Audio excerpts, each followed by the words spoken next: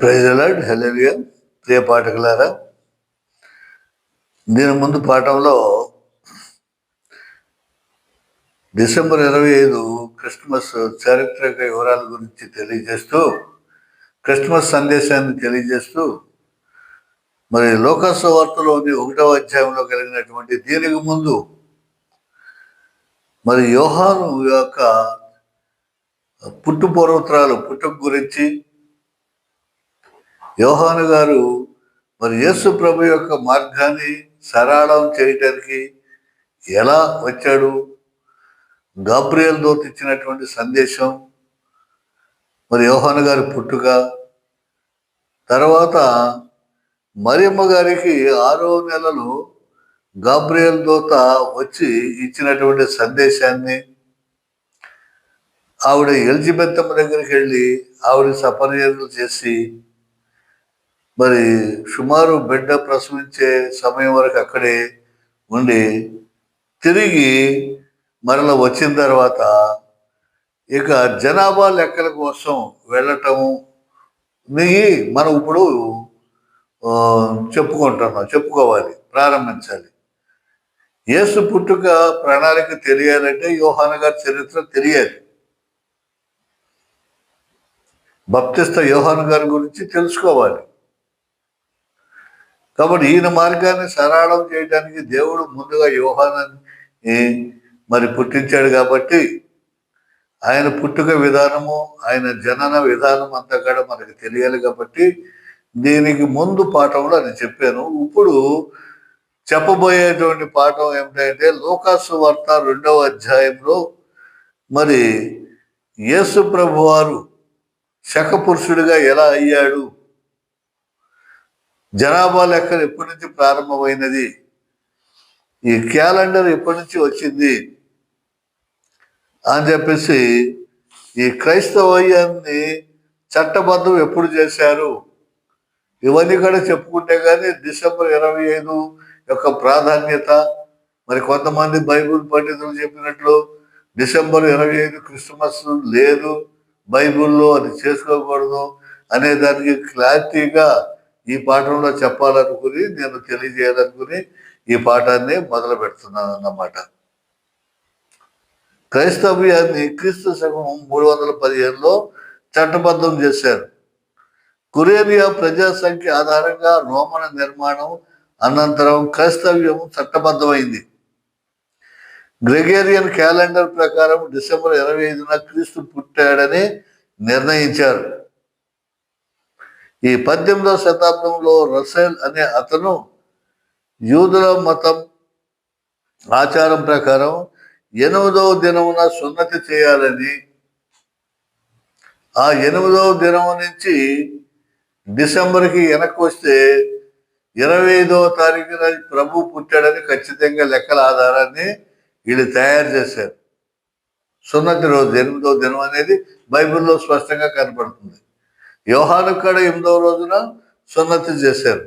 యేసు ప్రభు కూడా సున్నతి చేశాడు. అయితే ఇక్కడ ఈయన శకపురుషుడు కాబట్టి జనాభా లెక్కల ప్రకారం క్యాలెండర్ తయారైంది. కాబట్టి క్రీస్తు శకము క్రీస్తు పూర్వం అనేవి అప్పటి నుంచి ప్రారంభం అయింది. కాబట్టి ఈ గ్రెగేరియన్ క్యాలెండర్ కూడా అప్పుడే తయారైంది. కాబట్టి ఈ డిసెంబర్ 25న క్రీస్తు పుట్టాడని నిర్ణయించారు. ఈ సున్నతి చేసిన దినాన్ని బట్టి, 8వ రోజును బట్టి మరి వెనక్కి వచ్చి లెక్క కడితే 25 డిసెంబరు యేసుక్రీస్తు పుట్టిన జన్మదినమని మరి ప్రపంచమంతా కూడా మరి దాని ఒక నిర్ణయం ప్రకారం చేశారని తెలియజేయటానికే నేను ఈ 2వ పాఠంలో మీకు తెలియజేస్తూ ఉన్నాను అన్నమాట. కాబట్టి జాగ్రత్తగా వినండి, విని చూడండి. ఈ లోకాసు వార్త 2వ అధ్యాయం నుంచి మనం జాగ్రత్తగా పరిశీలన చేసినట్లయితే మనకి కనిపిస్తుంది అన్నమాట. చూడండి, 2వ అధ్యాయము 21వ వచనంలో, ఆ శిశువునకు సున్నతి చేయవలసి వచ్చిన 8వ దినం వచ్చినప్పుడు గర్భమందు ఆయన పడక మునుపు దేవదూత చేత పెట్టబడిన యేసు అని పేరు ఆయనకు పెట్టిరి. కాబట్టి గాబ్రియల్ దూత చెప్పినట్లుగా గర్భమందు పడక క్రితమే యేసు అనే పేరు ఈయనకి పెట్టారు. అదే జన్మదినం, నామకరణ మహోత్సవం.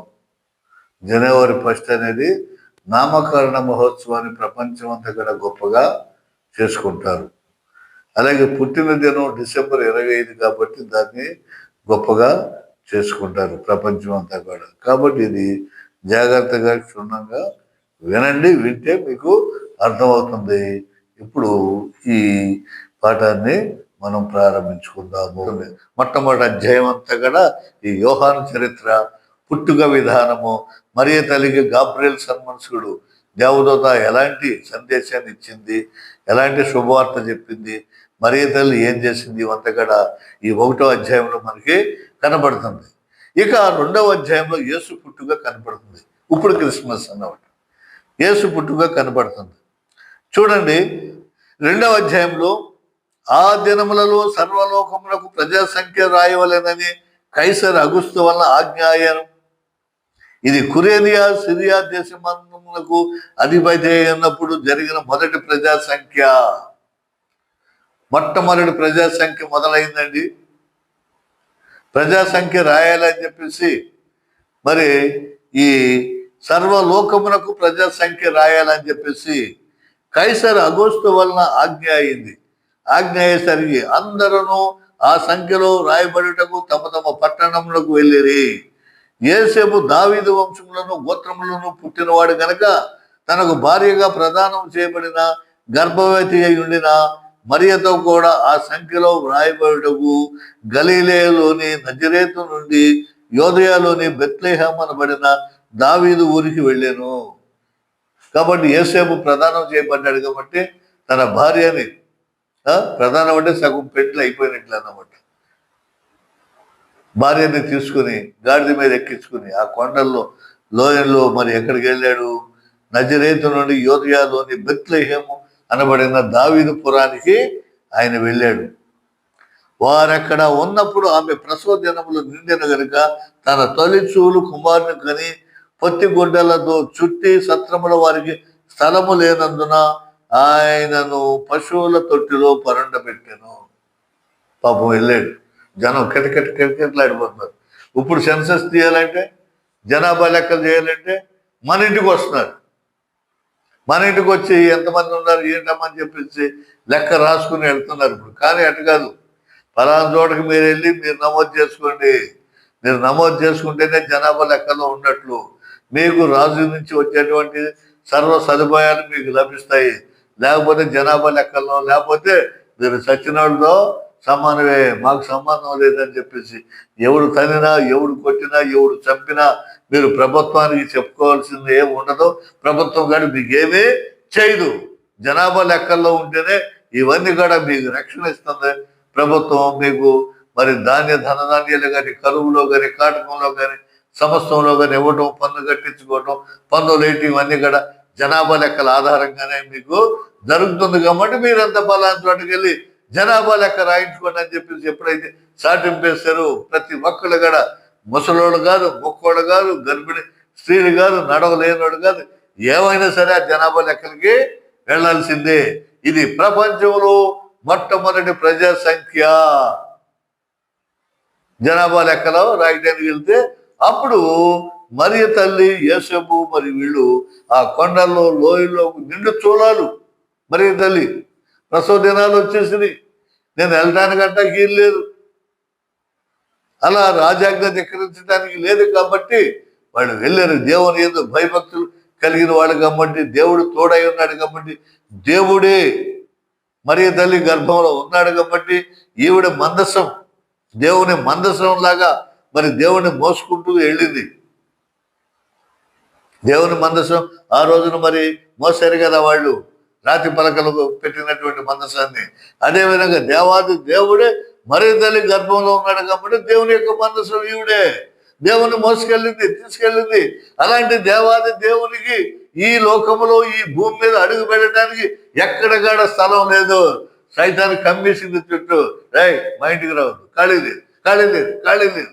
అక్కడ ఉన్న వాళ్ళందరితో కూడా ఈ సైతాను చీకటి శక్తులు గుమిగూడిపోయి ఎక్కడగాడ చోటు లేకుండా, లేదు, ఖాళీ లేదు, ఖాళీ లేదు, ఖాళీ లేదని చెప్పేసి మరి కరుణామణి సినిమాలో చూపిస్తాం. వాళ్ళు ఎన్ని అవసరాలు పడింది, ఎలా తిరిగింది, ఏం చేసింది. అక్కడ ఆ జనాభా సమస్యలు ఇప్పుడు చూస్తాం కదా, నెలలు నిండిపోతే శిశువు జన్మించడం ఆగదు. ఆర్టీసీ బస్సుల్లో మరి ఒక అమ్మాయికి అందని, ట్రైన్లో వెళ్తా ఒక అమ్మాయికి అందని, మరి ఎందుకు ఇప్పుడు చూడలేదా మనం? మరి డెలివరీ కావాలంటే ఆ రోజుల్లో మంత్రసానులు వచ్చేవాళ్ళని, ఆ మంత్రసానులు వచ్చి మరి బాధ లేకుండా నొప్పి లేకుండా ఎలా డెలివరీ చేయాలో అని చెప్పేసి ఐగుప్తు దేశంలో మంత్రసానులకి రాజు ఫరో ఆజ్ఞ ఇవ్వలేదా? మగ పిల్లవాడైతే చంపేయండి అని. మరి ఇక్కడ మరి ఇద్దరు ప్రసవించడానికి ఏ మంత్రసాని లేదు, అసలు స్థలమే లేదు. గిలగిలలాడిపోతుంది, నొప్పులతో బాధపడుతుంది, అడుగు తీసి అడుగు వేయలేకపోతుంది, కాలు తీసి కాలు అయిపోతుంది. మరి ఏమిటి పరిస్థితి? దేవుడు జన్మించడానికే చోటు లేదు ఆ రోజున. ఈ భూమి మీద అడుగు పెట్టడానికి సమస్తం అయిందే, ఈ భూ ప్రపంచం అయిందే, భూమి అయిందే, సముద్రాలు సృష్టి సమస్తం అయిందే. ఆయన అడుగు పెట్టడానికి చోటు లేకోకుండా మరి సైతాన్ ఆ రకంగా ఇబ్బందులు పెట్టేసి. చూడండి, చక్కగా రాయబడి ఉంది ఇక్కడ, గలిలయలోని నజరేతు నుండి యూదయలోని బెత్లెహేమున పడిన దావీదు ఊరికి వెళ్ళాను. వారు అక్కడ ఉన్నప్పుడు ఆమె ప్రసవ దినములు నిండిన గనుక తన తొలిచూలు కుమారుని కని పొత్తి గుడ్డలతో చుట్టి సత్రములో వారికి స్థలము లేనందున ఆయనను పశువుల తొట్టులో పరుండబెట్టాను. ప్రసవ దినాలు నిండి డెలివరీ అయిపోయింది, ఏదో రకంగా కన్న తర్వాత ఆ కుమారుని పడుకోబెట్టడానికి ఎంతసేపు మరి ఆ ఒళ్ళో ఎత్తుకుని చేసి మరి నిండు చూలాలు, మరి గర్భవతి అయినటువంటి ఆవిడ మరి బాలింతరాలుగా ఉండి బిడ్డను మోస్తుంది.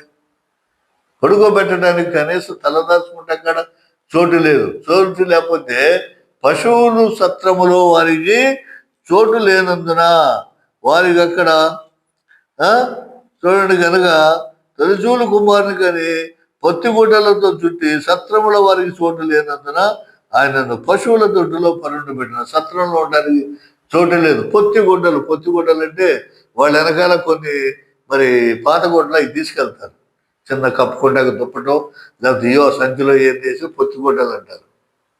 ఇప్పుడంటే రకరకాల ఫెసిలిటీ వచ్చేసింది. ఆ పిల్లవాడిని ఎత్తుకోవటానికి, పడుకోబెడతాకి, చలి లేకుండా చూడటానికి. పశువులు తొట్టి, పశువులు ఘాటి, పశువులు సత్రంలో పశువులు మేసేటువంటి దాంట్లో ఈ గడ్డి మధ్యలో వేస్తారు. అటు ఒక తాటిపందు, ఇటు ఒక తాటిపందు ఎట్టి ఆ రెండింటి మధ్యలో ఈ గడ్డి వేస్తే అటు ఇటు కట్టబడినటువంటి పశువులు ఆ గడ్డి తీసుకుని తింటా ఉంటాయి. ఒక తొట్టి ఉంటుంది, ఆ తొట్టిలో నీళ్లు ఉంటాయి, తాగుతూ ఉంటాయి. నీళ్లు త్రాగుతూ ఉంటాయి, గడ్డి వేస్తారు, చెత్త వేస్తారు. ఆ చెత్తలో చుట్టూ పేడ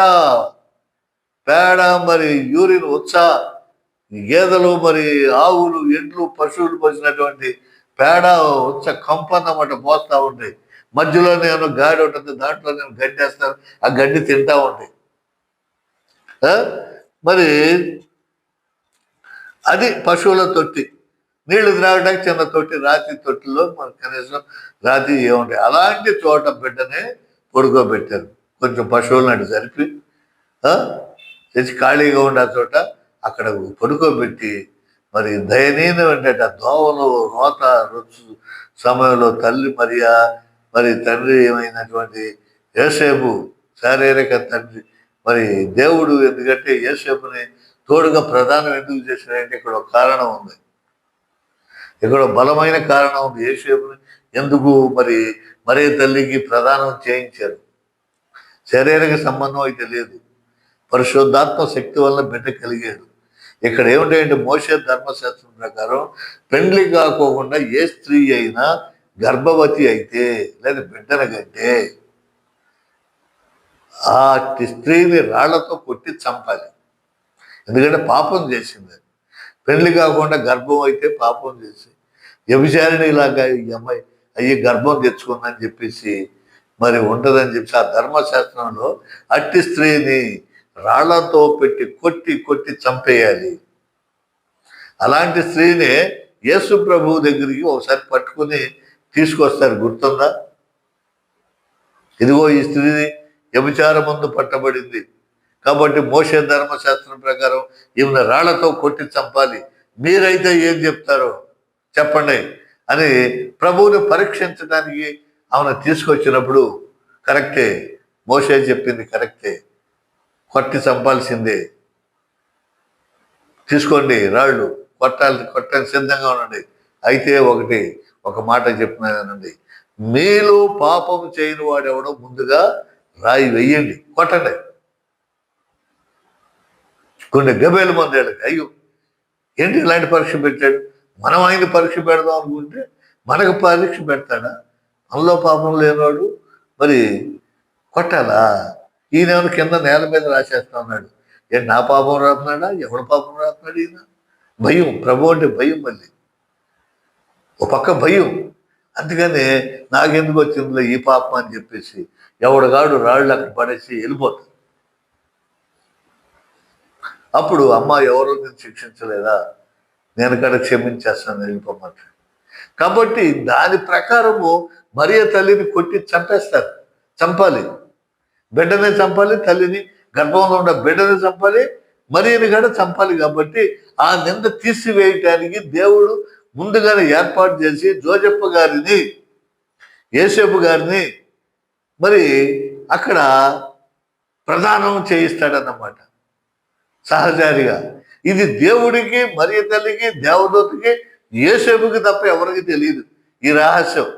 ఈ గర్భం దేవుని వల్ల వచ్చింది, పరిశుద్ధాత్మ దేవుడి వల్ల వచ్చింది, ఇది దైవ కార్యం అని వీళ్ళకి తప్ప ఎవరికి తెలియదు. అందరూ ఏమన్నా భర్తే కదా, ప్రధానం అయిపోయిందిగా, వాడు కలుసుకుని ఉంటారులే, కాబట్టి గర్భం వచ్చిందిలే అని చెప్పేసి లోకం అంతా సర్దుబాటు అయిపోయింది, సర్దుకున్నారు. కాబట్టి ఈయన దేవుడి చేత ఏర్పాటు చేయబడినటువంటి శారీరకమైనటువంటి పోషకుడు, సాకుడు అంటే సాకుడు జోజప్ప అంటే పెంచేవాడు, పోషించేవాడు శారీరకంగా ఈ లోకానుసారంగా.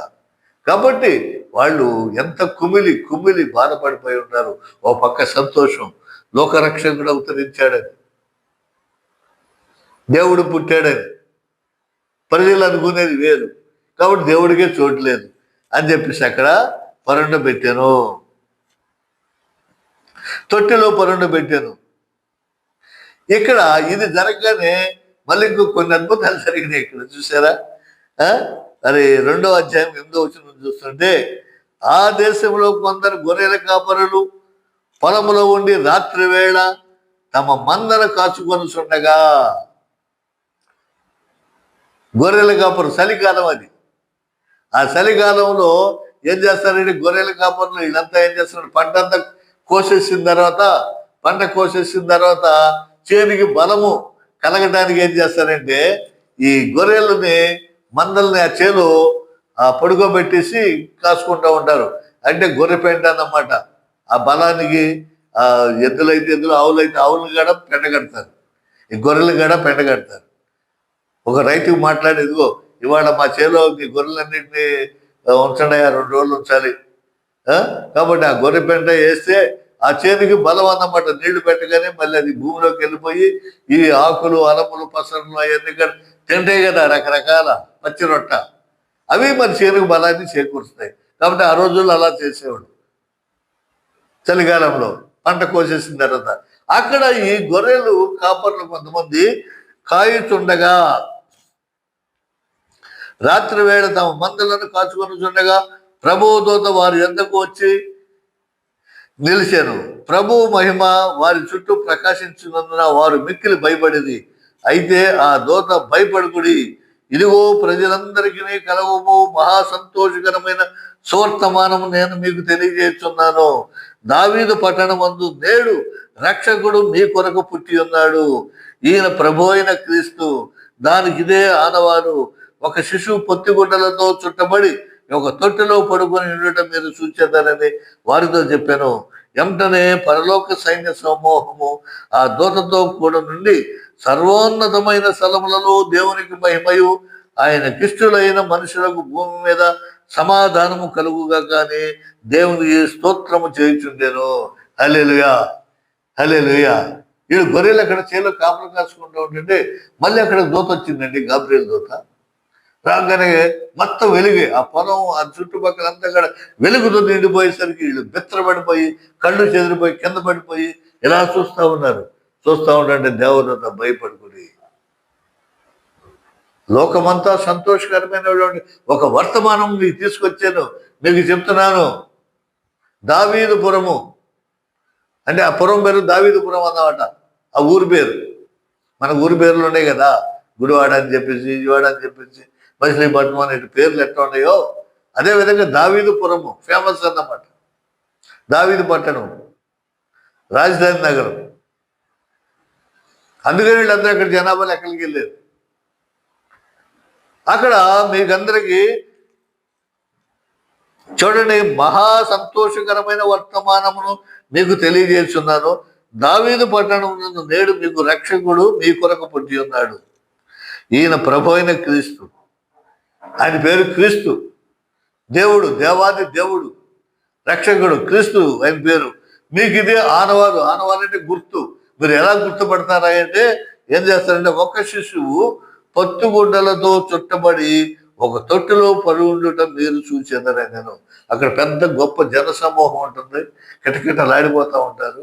వాళ్ళందరూ పెద్దోళ్ళు, మొక్కోళ్ళు, ముసలోళ్ళు ఉంటే అప్పుడే పుట్టినటువంటి ఒక శిశువుని ఆ గుడ్డలతో చుట్టి ఆ పశువుల ఘాటిలో పడుకోబెట్టి ఉంచారు. అది మీరు చూస్తారు, అదే మీకు అనువాదం. కాబట్టి సర్వోన్నతమైనటువంటి అప్పుడు దేవదూతలు ఏమంటున్నారు? దేవదూతలు సైన్య సమూహమే దిగిపోయింది భూమి మీదకి. పరలోక సైన్య సమూహము దేవదూతలే దిగిపోయారు. ఆ గంధ భూమి కంపించిపోయింది, వెలుగుతో నిండిపోయింది. కాబట్టి కంటికి కనపడినటువంటి దైవ సమూహం అంతా, దేవతల సమూహం అంతా అక్కడ దిగి పరలోక సైన్య సమూహము ఆ దూతతో కూడా నుండి సర్వోన్నతమైన స్థలములలో దేవునికి మహిమయు ఆయనకిష్టులైన మనుషులకు భూమి మీద సమాధానము కలుగునుగాక అని దేవుని స్తోత్రగానము చేస్తున్నారు, పాటలు పాడుతున్నారు. స్తోత్రం స్తోత్రం, హల్లెలూయా హల్లెలూయా, సర్వోన్నతమైనటువంటి దేవునికి వందనాలు, స్తోత్రాలు స్తోత్రాలు అని చెప్పేసి కంపించిపోయే విధంగా పాటలు పాడుతున్నారు, చేస్తూ ఉన్నారు. అంత గొప్ప సంఘటన అక్కడ జరిగింది. చూడండి, మానవులకి తెలియదు ఆయన దేవాది దేవుడని. మరి దేవదూతలు సమూహం దిగొచ్చింది. ప్రకృతికి తెలుసు, చెట్లకు తెలుసు, చేమలకు తెలుసు, రాళ్లకు తెలుసు, కీసురాళ్లకు తెలుసు. అవన్నీ గాన ప్రతిగానాలు చేస్తూ ఉన్నాయి. ఆ దూతలు తమ యొద్ద నుండి పరలోకంలో వెళ్ళిన తర్వాత ఆ గొర్రెల కాపరులు జరిగిన ఈ కార్యమును ప్రభు మనకి తెలియజేయించి ఉన్నాడు. మనము బెత్లెహేము వరకు వెళ్ళి చూతుము రండి ఒకరితో ఒకడు చెప్పుకొని త్వరగా వెళ్ళి మరియను యోసేపును తొట్టిలో పడుకుని ఉన్న శిశువును చూసిరి. వారు చూసి ఆ శిశువును గూర్చి తమతో చెప్పబడిన మాటలు ప్రచారం చేసేది. గబగబా వెళ్ళరయ్యో, దేవుడు పుట్టాడంట, దైవ కుమారుడు పుట్టాడంట, రండి గబగబా వెళ్దాం. ఫస్ట్ మనకే దర్శనం కలిగింది, దేవదూతలు మనకే చెప్పారు, మనకి ఎంత భాగ్యం, మనం ధన్యులు అని చెప్పేసి ఆ గొర్రెలను అక్కడ పెట్టేసి వదిలేసి గబా వెళ్ళి అక్కడ మరి తల్లిని, యేసు ప్రభుని, జోజప్ప గారిని చూసి, మరి నాకు దేవదూత ఇలా చెప్పిందయా, ఈయనే దేవుడు, ఈయనే ప్రభు, ఈయనే క్రీస్తు అని చెప్పి అక్కడ చుట్టుపక్కల ఉన్న వాళ్ళందరూ కూడా తెలియజేశారు, చెప్పేశారు, సంబరపడిపోయారు, ఆనందపడిపోయారు. కాబట్టి విన్న వారందరూ మిక్కిలి ఆశ్చర్యపడేది. అలాగా దూతలు మీకు కనపడియా, నిజమేనా అని చెప్పి ఆశ్చర్యపడింది. అయితే మరి ఆ మాటలన్నీ తన హృదయంలో తలపోసుకొని భద్రం చేసుకుని మరే తల్లి కళ్ళు మూసుకుని వందనాలు చెప్పు, దేవా నేను ఎంత గొప్ప ధన్యురాలు ప్రభు, నీకే స్తోత్రం వందనా అని చెప్పేసి మనసులో ఎంతో ఆనందపడిపోయి తల్లి మరి భద్రం చేసుకుంది. నా కుమారుడు, దేవా నా గర్భాన్ని నువ్వు పుట్టావా, ఎంత అదృష్టవంతురాలు, ఎంత ధన్యురాలు అని చెప్పి తలపోసుకుంటూ మరి ఎంతో సంతోషం, ఎంతో ఆనందంతో ఉప్పొంగిపోయింది ఆ తల్లి. కాబట్టి అంత శుభకరమైనటువంటి రోజు కాబట్టి ఈ క్రిస్మస్ని ప్రపంచమంతా ఇక్కడ ఆనందంతో సంతోషంతో కేరింతలు కొడుతూ మరి ఆ కాసేపు ఆ కష్టాలు దుఃఖాలు అన్ని కూడా పక్కకు నెట్టేసి సంసారంలో అనేక బాధలు కలిగిన అప్పులు బాధలు కలిగిన పిల్లలకి పెళ్ళి అవటం లేదని, చదువులు లేవని, ఉద్యోగాలు రావట్లేదని, మరి చుట్టుపక్కల వాళ్ళు ఏదిస్తున్నా తింటున్నా ఆ బాధ అంతా కూడా పక్కన పెట్టేసి ఆ క్రిస్మస్ రోజున లోకమంతా కూడా సంతోషపడిపోతుంది, ఆనందపడిపోతుంది. ఎంత ఆనందం! హల్లెలూయా స్తుతిగానం చెప్తా ఉంటారు. ఆ ఆనందంతో మహిమపరచడంలో ఎంత ఆనందం, ఎంత సంతోషం ఉందో మరి అనుభవించే వాళ్ళకే తెలుస్తుంది, అనుభవించే వాళ్ళకే తెలుస్తుంది. ప్రేమైన క్రైస్తవులారా, ఎంత ఆనందం, ఎంత సంతోషం పడుతుంటే సైతాన్ ఇప్పుడు ఇక్కడ ఎంటాడుతుంది. అసలు యేసు ప్రభు పుట్టాడని ఎక్కడుంది బైబిల్? 25వ తారీఖున పుట్టాడని ఎక్కడుంది? ఎందుకు చేయాలి క్రిస్మస్? క్రిస్మస్ చేయమనండి అని చెప్పేసి అనేక మరి దొంగ బోధకులతో మరి ఈ చెప్పిస్తూ దాడి చేస్తూనే ఉన్నారు. యేసు ప్రభు 25న పుట్టాడా పుట్టలేదా? అసలు పుట్టాడా పుట్టలేదా? ఆయన పెరిగాడా? సిలువైపడ్డాడా? చంపబడ్డాడా? లేచాడా? ఇవన్నీ నీ జీవితానికి నువ్వు అన్వయించుకోవాలి. కానీ 25 పుట్టడం ఏంటి? 25 పుట్టలేదు, ఎక్కడా లేదు. చేయమక్కడ క్రిస్మస్ అని పేరుకేమో semi Christmas board, semi Christmas అని చెప్పుకోవడం, కానీ చెప్పే బోధ అంతా కూడా వ్యతిరేకమైన బోధ చెప్తూ ఉన్నారు. ఎంత దారుణం అండి! మరి తల్లి పేరెత్తితేనే చీమలు జనులు పాకేవాళ్ళు చాలా మంది ఉన్నారు. ఆమె పేరెత్తితేనే మరి తల్లి పేరు కాడ ఎత్తడానికి, ఉచ్చరించడానికి ఇష్టం లేని వాళ్ళు ఎంతో మంది తయారయ్యారు. ఆ తల్లి లేకోకుండా ప్రభు వచ్చాడా? ఆ మందసం లేకుండా ప్రభు వచ్చాడా? ఆ మందసం లేకోకుండా నీకు భూమి మీదకి ప్రభు వచ్చి సిలువ దారి, సిలువలో రక్తాన్ని చిందించి మన కొరకు ప్రాణం పెట్టాడా? లేకుండా ఎలా జరిగింది? ద్వేషిస్తావా? స్త్రీని స్త్రీగా ప్రేమించుకోకుండా ద్వేషిస్తావా? నీ తల్లిదండ్రులని, నీ తల్లిని సన్మానించమని నీకు 10 ఆజ్ఞలో ఒక ఆజ్ఞ చెప్తూ ఉందే, నువ్వు సన్మానిస్తున్నావా? తర్వాత మళ్ళీ ఆవిడికి ఏదైదో అంటగట్టడానికి ఆవిడికి ఇంకా పిల్లలు ఉన్నారు, మరి తల్లికి పిల్లలు ఉన్నారు, తర్వాత పుట్టారు. ఇవన్నీ ఎందుకయ్యా నీకు? దీనివల్ల నీకు ఉపయోగం ఏంటి? నీ ఆత్మను నాశనం చేసుకుంటున్నావు, నీ సావును నువ్వే కొని తెచ్చుకుంటున్నావు. ఆ పిల్లలుంటే చనిపోయిన రోజున ఏమైపోయారు? చిల్లు వేసి మరి తల్లి ఒళ్ళో పెట్టినప్పుడు ఏమైపోయారు? యోహాను గారిని పిలిచి అమ్మా ఇదిగో తల్లి, ఇదిగో నీ కుమారుడు అని చెప్పినప్పుడు మిగతా వాళ్ళు ఏమైపోయారు? వాళ్ళ చేతి కింద కప్పు చెప్పలేదు. కానాను ఊరిలో శుభకార్యానికి వెళ్ళినప్పుడు అక్కడ ఏమైపోయారు? వీళ్ళందరూ 7 మరియలు ఉండాలి, మరి తల్లికి చెల్లెళ్ళు కూడా ఉండాలి, వాళ్ళ కజిన్స్ అయి ఉండొచ్చు, వాళ్ళ పుట్టిన వాళ్ళు అయి ఉండొచ్చు. కాబట్టి లేనిపోయిన గందరగోళాన్ని సృష్టించేసి ఆవిడ పేరు చెప్తేనే చర్యెత్తుకు పోయి సేవలు జనులు పాకి ఆవిడని హీనంగా చూసే జనం తయారయ్యారు. దానివల్ల నాకు దుఃఖం వస్తుంది, దానివల్ల ఏడుపు వస్తుంది. ఎన్ని బాధలు పడింది అక్కడ, స్థలంలో చోటు లేకోకుండా ఉండటానికి. ఎన్ని చక్కగా పరిశుద్ధాత్మ దేవుడి గ్రంథంలో రాశాడు. తండ్రి యొక్క జన్మ రహస్యాన్ని, జన్మాన్ని ఎలా చేశాడు మీకు అర్థం అవట్లేదా? కాబట్టి ఈ రకంగా దేవదూతలు మరి వచ్చి కీర్తించారు, పొగిడారు. ఇంత చేసినటువంటి మరి జన్మ ఎన్ని సాటించుకోకుండా, చెప్పుకోకుండా బైబిల్లో ఎక్కడ ఉంది, ఏముంది? ఇక చెప్పుకునే మాటలో ఇలాంటి మాటలన్నీ చెప్పుకునేది, ఇలాంటి బోధలా చెప్పుకునేది. ఈ మాటలు చెప్తానే మళ్ళీ వాళ్ళ దగ్గర దశంభాగాలు తింటారా మీరు?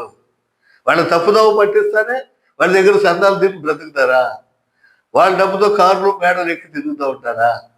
ఎంత దౌర్భాగ్యం, ఎంత దౌర్జన్యం, ఎంత తప్పు అనేది.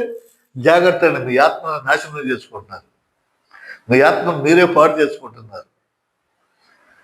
అలాంటి తప్పుడు బోధలు మానేసి బైబిల్ ప్రకారం చేయండి, వక్రీకరించండి. కాబట్టి ఇక్కడ చూడండి, తలపోసుకుని భద్రపు చేశారు. అంతటా ఆ గొర్రెల కాపరులు తమతో చెప్పబడినట్లుగా తాము విన్న వాటిని కన్న వాటిని గుర్చి మహిమపరచు స్తోత్రం చేసు తిరిగి వెళ్ళిరి.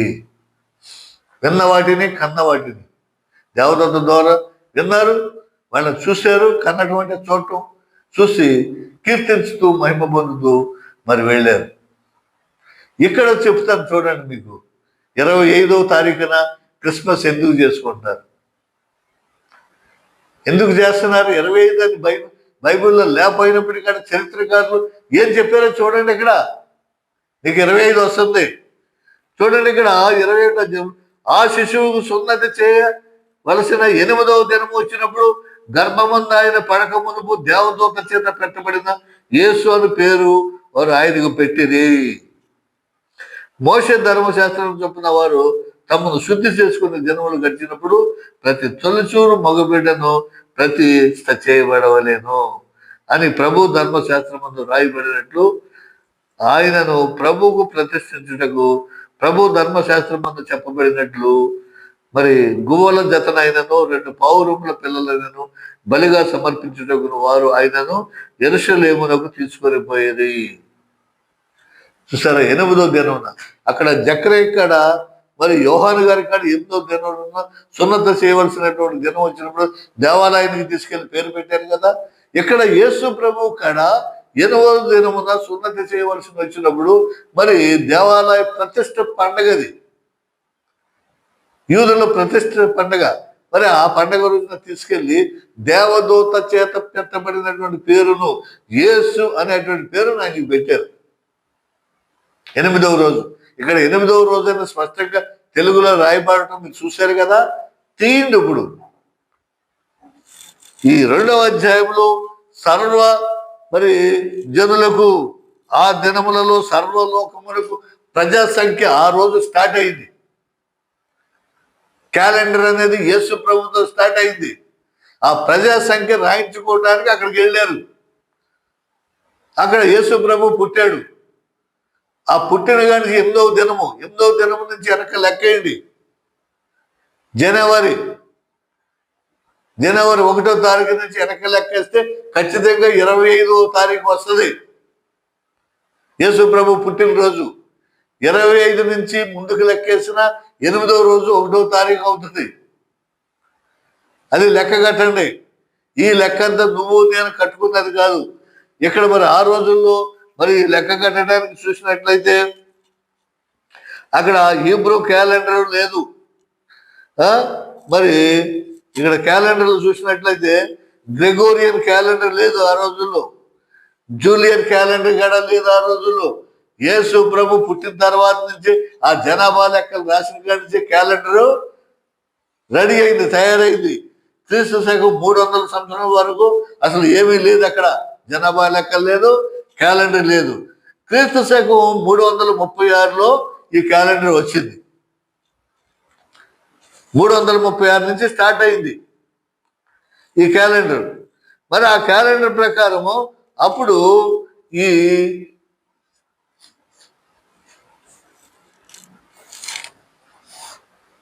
ఈ జనవరి లెక్క అనేది అప్పుడు తయారైంది. ఈ Pope Julius calendar, Gregorian calendar December 25 యేసుక్రీస్తు పుట్టారని చెప్పేసి మరి ఆ రోజున నిర్ణయం చేయడం జరిగింది. ఆ రోజున వీళ్ళు కూర్చొని ఇది డిసెంబర్ 25, 8వ రోజు నుంచి వెనక్కి వెళితే 25 వస్తుంది, డిసెంబర్ 25 ఈ గ్రెగోరియన్ క్యాలెండర్ ప్రకారం. కాబట్టి ఇది జన్మదినం అని చెప్పేసి 1974 కాంటేనియన్ బైబుల్ ఇదంతా రాసి ఉంది. ఇదంతా ఎక్కడుందంటే కాంటేనియన్ బైబుల్ అని చెప్పేసి మరి ఆ బైబుల్లో 1974లో రచింపబడినటువంటి దాంట్లో ఇదంతగా హిస్టరీ అంతా కదా లిఖింపబడింది. 1607లో శాస్త్రవేత్త యేసుక్రీస్తు జననం ఆధారంగా నక్షత్రాలు కనుగొనబడ్డాడు. నక్షత్రాలు కూడా పుట్టిన ఆ రోజు ఒక నక్షత్రాన్ని జన్మదిన నక్షత్రం. ఆ నక్షత్రం ప్రకారం 3 రాజులు కూడా ఎత్తుకుంటూ ఏ రోజు దగ్గరికి వెళ్ళి అక్కడి నుంచి మళ్ళీ ఇక్కడికి వచ్చారు. వాళ్ళు రావడానికి దాదాపు మరి 1.5 సంవత్సరం పట్టింది ఆ నక్షత్రాన్ని చూసి ఏ రోజు రాజు దగ్గరికి రావడానికి. అందుకని ఏ రోజు రాజు ఏం చేస్తాడు, ఆ రాజులు కనపడకుండా వెళ్ళిపోయేసరికి 2 సంవత్సరాల్లో పిల్లలందరినీ చంపేయండి. సుమారు ఈ 2 సంవత్సరాల వయసు ఉన్న పిల్లలందరినీ చంపేస్తే దాంట్లో ఈ యేసుక్రీస్తు కూడా ఉంటాడు, చచ్చిపోతాడు, నా పదవికి అడ్డం లేకుండా పోతాడు, చంపేయమని ఆజ్ఞిస్తాడు. ఆ 3 రాజులు కూడా దైవ ప్రేరితులై, ఆ 3 రాజులు ఎవరో తెలుసా? తెలుసా? మన రాజుల పేర్లను తెలుసా? తూర్పు దేశ జ్ఞానులు, తూర్పు దేశ రాజులు, బబులోను రాజులు, బబులోను దేశం నుంచి వచ్చినటువంటి వారు.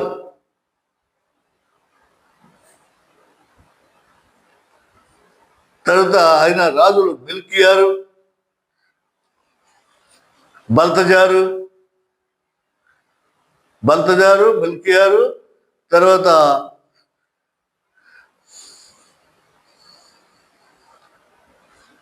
గస్పార్. ఒక రాజు పేరు గస్పారు, ఒక రాజు పేరు మిల్కియారు, ఒక రాజు పేరు బల్తజారు. ఒక రాజు ఏమైనా బంగారం తీసుకొస్తాడు, బంగారం చేత రాజు అనియు, ఇంకొక రాజు దూపం తెస్తాడు, దూపం చేత దేవుడనియు, బోడం ఇంకొక రాజు సమర్పిస్తాడు, బోడం చేత మనుషుడనియు. మనుషుడు, రాజు, దేవుడు అనే ముగ్గురికి వచ్చేటువంటి విధంగా ఉట్టి చేతులతో ఊగించలాడుకుంటా రాలా. కానుకలు తెచ్చారు, కానుకలు తెచ్చి సమర్పించారు ప్రభువుకి. గొల్లలో తన గొర్రె పిల్లల్లో తెచ్చారు. మనం దేవాలయానికి వెళ్తాం, ఏమి పట్టుకెళ్ళాం. ఏమి ఇస్తారా? ఏం పెడతారా? కేక్ ముక్కలు ఇస్తారా? యాపిల్స్ ఇస్తారా? కమలాలు ఇస్తారా? తినడానికి చూస్తాం. దేవుడి దగ్గరికి ఉట్టి చేతులతో ఊగించుకుంటా వెళ్ళకూడదు. నేర్చుకోవాలి, మనం ఈ పద్ధతులన్నీ కూడా నేర్చుకోవాలి. కానుకలు సమర్పించాలి. కనీసం ఈ లోకానికి వెళ్తురు లైట్ కాబట్టి క్యాండిల్స్ అన్నా వెలిగించండి, దూపం వేసి సాంబ్రాణి పొలాలన్నా వెలిగించండి. బంగారం పెట్టాక ఇవ్వలేరు, నీ మనసును బంగారంగా మార్చి ఇవ్వండి, ప్రభుకు సమర్పించండి. వాళ్ళని చూసి నేర్చుకోండి, రాజులను చూసి, గొలాలను చూసి. ఉట్టి చేతులతో వెళ్ళమాకండి దేవాలయం క్రిస్మస్ రోజు. అసలు క్రిస్మస్ ఏం చేయొద్దు అంటే ఇంకేం పోదండి ఇది. క్రిస్మస్ చేయమాకండి, బైబిల్ లేదా? బైబిల్ వచ్చిందా లేదా? క్యాలెండర్ వచ్చినాక ఇది మరి విఘ్నులందరి కాడ కూర్చుని మరి దాన్ని డిసెంబర్ 25 అని నిర్ణయం చేశారా లేదా? దొరికిందా లేదా? మరి యాజక ధర్మం ప్రకారం జకరియా తన యాజక ఆత్మాన్ని మరి చేసుకుని మరి ఇంటికి వెళ్ళి మరి ఎలిజబెత్తమ్మకి ఏమైనా అక్కడ వెళ్ళేసరికి 6 నెలలు, 6వ నెలలు మరియమ్మ గారు వెళ్ళింది, అక్కడ 3 నెలలు ఉంది. మరి ఇవన్నీ లెక్క కట్టుకుంటే శిశువు జన్మించాలంటే దాదాపు 280 రోజులు పడుతుంది మగ శిశువు. ఆ పైన 9 నెలల పైన వస్తే 280 రోజుల పైన వస్తుంది. 280 రోజులు 10 రోజులు ప్లస్ మరి ఈ 15 కలుపుకుంటే 25 అవుతుంది. డిసెంబరు 25. ఈ లెక్క దగ్గర చక్కగా చేసుకుంటే నీకు డిసెంబర్ 25 వచ్చేస్తుంది. అసలు ఇదేం గోలంటే బాబు, డిసెంబర్ 25 ఎక్కడ రాసింది?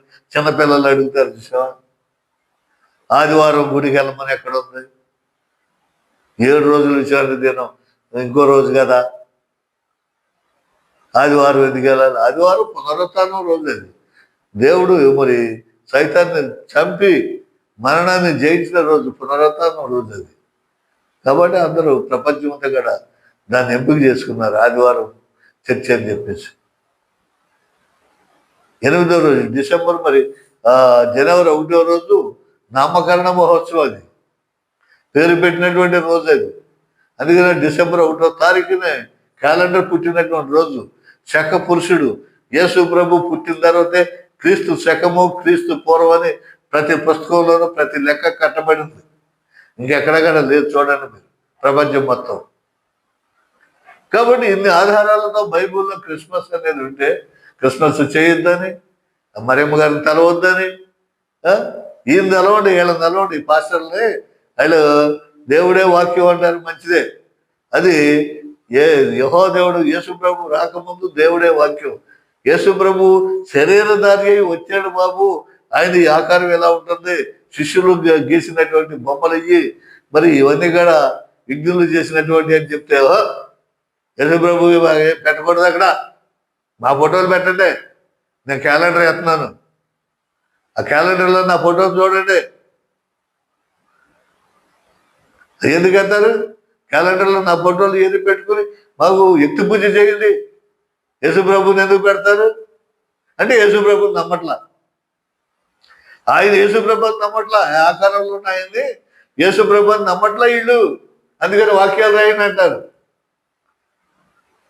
ఎంత ఘోరం అండి! ఇవో పాతవి గతించిన కొత్త ఆరంభం అని చెప్పేసి బైబిల్లో ఉంటే, ప్రభు వచ్చిన తర్వాత ఆదియు అంతము నేనే, అల్పయు మేఘయు నేనే అని చెప్పి ఆయన చెప్తా ఉండంటే, ఆయన స్వరూపాలు ఆయన మధ్యలో తలుచుకుంటాకి, మనసులో తలుచుకుంటాకి స్వరూపం. అది విగ్రహాలు కాదవి. విగ్రహం వేరు, స్వరూపం వేరు. తన స్వరూపం ముందు అంటాడు, తన స్వరూపం ముందు మానవుని సృజించెను. దేవుని స్వరూపంలో యేసు ప్రభు వచ్చాను. నతానీయులు నన్ను చూడలేదా?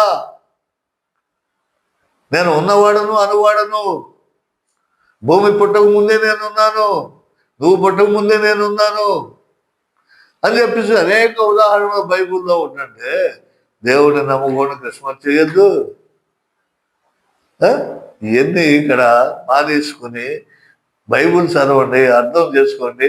కాబట్టి క్రీస్తు జన్మదినాన్ని గొప్పగా చేద్దాం, సంతోషకరంగా చేద్దాం, మన కష్టాలు బాధలన్నీ పోయే విధంగా చేద్దాం. కాబట్టి క్రిస్మస్ జరుపుకుందాం. చూడండి, ఈ క్రిస్మస్ చూడని వాళ్ళు ఎంతమంది చనిపోయారు. ఈ క్రిస్మస్ పండుగ చేసుకోలేని వాళ్ళు ఎంతమంది చనిపోయారు. కొద్ది రోజులుగా, కొంతకాలంగా క్రిస్మస్ జరుపుకోట్ల. కరోనా వచ్చిన కాడి నుంచి, యెరూషలేములో యుద్ధం ప్రారంభమైన కాడి నుంచి ఈ సంవత్సరం కూడా బిక్కుబట్ట చేసుకుంటున్నారు. కొన్ని సంవత్సరాలుగా క్రిస్మస్ జరుపుకోలేకపోతున్నారు. సైతాను చీకటి శక్తులు అడ్డం పడిపోతున్నాయి. కాబట్టి నీ హృదయాల్లో యేసు ప్రభుని ఆహ్వానించండి, నీ హృదయాన్ని ఆయనకి ఇవ్వండి. క్రిస్మస్ ఘనంగా చేయండి, ప్రభువును స్తుతించండి, ఆరాధించండి. ఆరాధించి ఆయన సర్వశక్తివంతుడు, ఏమైనా చేయగలడు. కాబట్టి అది నమ్మండి, నమ్మి విశ్వాసం పొంది బాప్తిసం పొందండి, రక్షింపబడండి. ఇదే ప్రభువారు కోరుకునేది. ప్రతి ఒక్కరి కాడ చెప్పేది ఇదే. నా నామంలో తప్ప ఏ నామంలో కూడా రక్షణ లేదని ప్రభువారు చెప్తున్నారు. నేనే మార్గాన్ని, సత్యాన్ని, జీవాన్ని. నన్ను నమ్మండి, నమ్మి బాప్తిసం పొందండి. మీరు కోట్లు, లక్షలు, డబ్బులు, దశంభాగాలు ఏమి అడగట్లా. ప్రభు నమ్మమంటున్నాడు. నమ్మినట్టు నమ్మడం. ఆయన దేవుడు వాక్యమై ఉన్నాడు. ఫోటోలు అక్కడ పెట్టద్దు. యేసు ప్రభు కనపడతా గీయలేదు, క్యాలెండర్లో అక్కడ కనపడతా గీయలేదు అని చెప్పేసి అలా దేవుడిని నమ్మనటువంటి వారు చాలా మంది ఉన్నారు. కాబట్టి కానీ దేవుడు అలా లేడు. ఆ యేసు ప్రభు మరి దేవాలయంలో ఉన్నట్టు, ఆ స్వరూపాల్లో ఉన్నట్టు దేవుడు లేడు. నీకు తెలుసు, గొప్పాడువి, చాలా సైంటిస్టువి, చాలా మేధావి. మరి ఎలా ఉన్నాడు నువ్వు చెప్పు. ఇంకొక రూపం చూపించు. ఆ రూపంలో లేడు కరెక్టే, ఇంకొక రూపం చూపించు. అసలు యేసు ప్రభు ఈ లోకానికి వచ్చాడా, రాలేదా, పుట్టాడా లేదా, శిలువ మరణం పొందాడా లేదా, ఆరోహణమై మళ్ళీ వెళ్ళాడా, మళ్ళీ తిరిగి వస్తున్నాడా లేదా నువ్వు చెప్పు. నువ్వు కాదంటున్నావు కదా, చెయ్యొద్దంటున్నావు కదా. క్రిస్మస్ దేవుడు అలా లేడా, బొమ్మలు పెట్టొద్దంటున్నావు కదా, ఆ స్వరూపాలు పెట్టొద్దంటున్నావు కదా, వాక్యమే రాసుకోమంటున్నావు కదా. మరి నువ్వు చెప్పు లోకానికి, ఇలా ఉంటాడని చెప్పు నువ్వు. అది నీ చేత కాదు, నీ వల్ల కాదు. టీవీలో సవాల్ చేస్తున్నారు, యేసు ప్రభు డిసెంబర్ 25 పుట్టాడని చెప్తే నేను అక్కడికి రాను,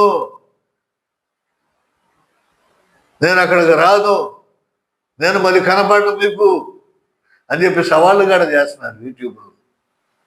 ఎంత దౌర్భాగ్యం అండి, కడుపు మండిపోతా ఉంది. ఈ వక్ర భాష, వక్ర లాంగ్వేజ్ ప్రజలు తప్పుదోవ పట్టేయడానికి ఇలా కక్కుకుంటున్నారు. ఎక్కడున్నా చూపి, కక్కుతారు, దోకుతా ఉన్నారు యూట్యూబ్లో. చూడండి, మీకే తెలుస్తుంది, పేర్లు చెప్పవలసిన ఎవడెవడు అలాంటి బాధ చేస్తున్నారు. నేనైతే ఇది చెప్తున్నా, సున్నతి దినం నుంచి వెనక్కి వెళ్ళండి, 25 వస్తుంది నీకు. ఈ క్యాలెండర్ ప్రకారం చూడండి, శకపురుషుడు ఈయనే, ప్రభువే.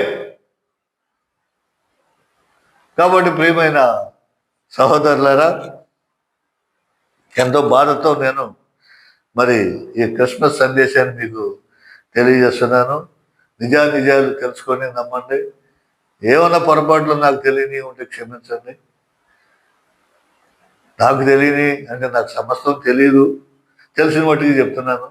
ఏమన్నా తప్పులేమని చెప్తే నన్ను క్షమించండి దయచేసి.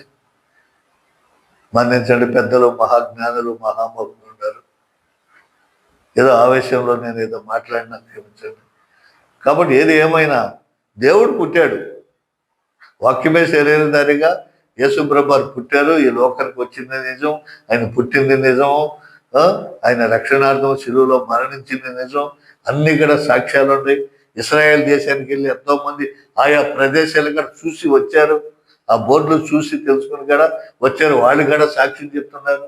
అయినా కానీ మనం నమ్మబోతే మన దౌర్భాగ్యం. అది మనకే నష్టం. అది చెప్పేవాడికే నష్టం.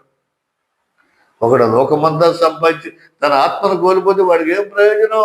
వాడి ఆత్మ మోక్షానికి వెళ్ళకపోతే వాడికి ఏం ప్రయోజనం చెప్పండి? ఆ మోక్ష భాగ్యం పొందటానికే కదా ఈ తాపత్రయం అంతా.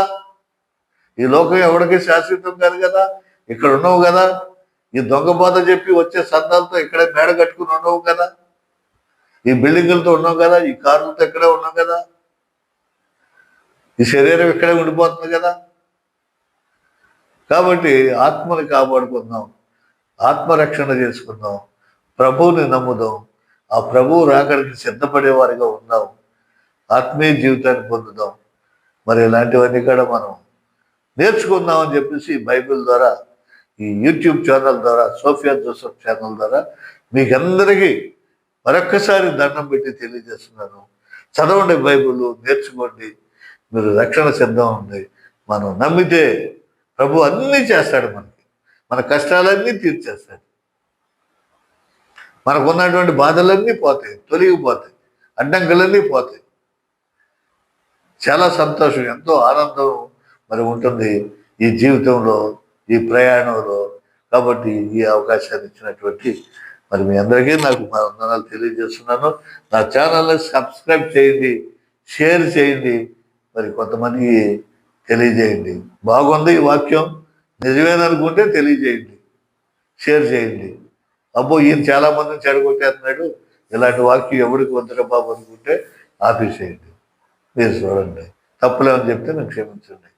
కాబట్టి ఈ క్రిస్మస్ సందేశాన్ని మరి మీకు ప్రభు పేరట మీకు నేను తెలియజేసినందుకు వందనాలు తెలియజేస్తూ నేను ఎంతటితో ముగిస్తున్నాను. మీ అందరికీ నా వందనాలు.